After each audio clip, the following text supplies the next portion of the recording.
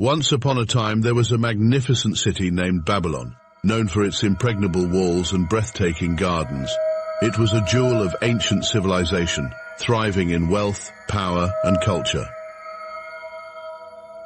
King Belshazzar believed Babylon was unbeatable. The people focused on their riches and idols, forgetting the true God who created everything.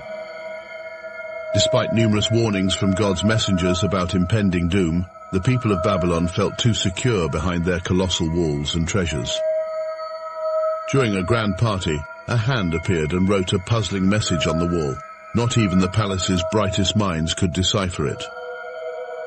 Daniel, a wise follower of God, was summoned. He revealed that the message foretold the downfall of the king and Babylon itself due to their failures. That very night, King Cyrus of Persia executed a clever plan. His army redirected the river, allowing them to enter Babylon unnoticed while everyone partied. The unguarded gates led to a swift capture of the city, bringing Babylon's reign to an abrupt end. Their pride and neglect of God had led to their downfall. Babylon's fall was a powerful reminder. Excessive pride and ignoring divine warnings bring inevitable disaster.